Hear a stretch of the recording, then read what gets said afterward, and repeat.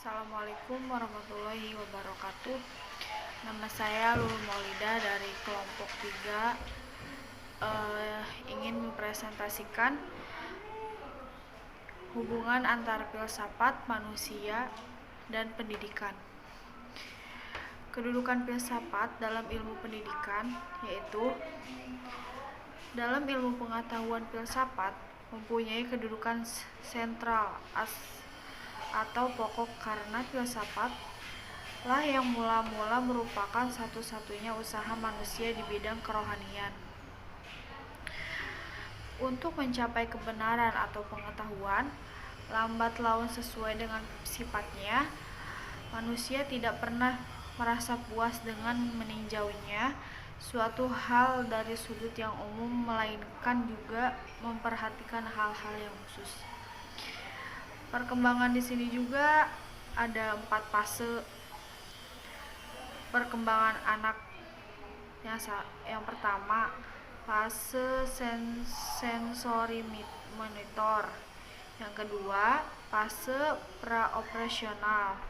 Yang ketiga, operasional yang kognitif. Yang keempat, fase operasi formal.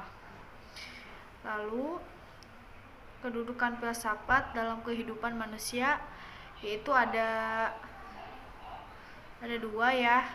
Yang pertama itu memberikan pengertian dan kesadaran kepada manusia akan arti pengetahuan tentang kenyataan yang diberikan oleh filsafat.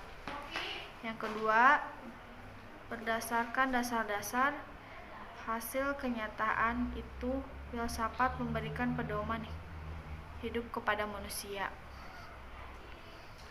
Oleh karena itu, manusia memiliki akal pikiran yang senantiasa bergolak dan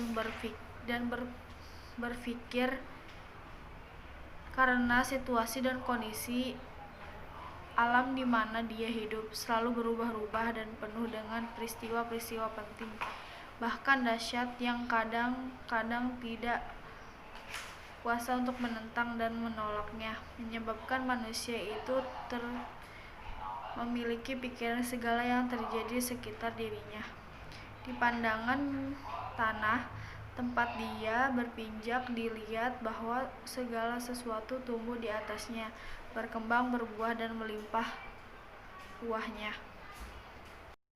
Saya Tasya Amalia Nur Fatoni ingin melanjutkan penyampaian materi dari rekan saya, Lulu Maulida. Yang ketiga, filsafat dan teori pendidikan. Hubungan fungsional antara filsafat dan teori pendidikan secara lebih rinci dapat diuraikan sebagai berikut. Yang pertama, filsafat dalam arti analisa filsafat adalah merupakan salah satu cara pendekatan yang digunakan oleh para ahli pendidik dalam memecahkan problematika pendidikan dan menyusun teori-teori pendidikannya, di samping menggunakan metode-metode ilmiah lainnya. Yang kedua, filsafat juga berfungsi memberikan arah agar teori pendidikan yang telah berkembang oleh para ahlinya yang berdasarkan dengan menurut pandangan dan aliran filsafat tertentu. Yang ketiga, filsafat termasuk juga filsafat pendidikan juga mempunyai fungsi untuk memberikan petunjuk dan arah dalam pengembangan teori-teori pendidikan menjadi ilmu pendidikan pedagogik.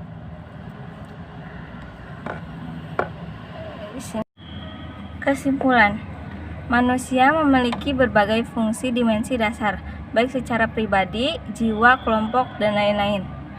Semua itu bercampur aduk menjadi potensi dasar atau bawaan manusia, sehingga disadari atau tidak, manusia telah mengembangkan potensi tersebut, baik secara maksimal atau tidak, dengan baik atau buruk. Semuanya tergantung manusia itu sendiri dan lingkungan yang mempengaruhinya. Kaitannya dengan hal tersebut, dengan akal manusia yang bisa dikatakan jenius, manusia dapat menemukan jalan untuk mengembangkan potensi mereka dengan baik, yaitu dengan pendidik. Manusia mulai sadar akan arti penting pendidikan bagi kehidupan mereka.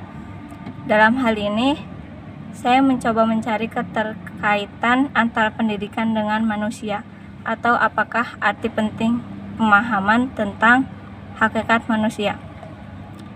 Sekian dan terima kasih penyampaian materi dari kelompok kami. Wassalamualaikum warahmatullahi wabarakatuh.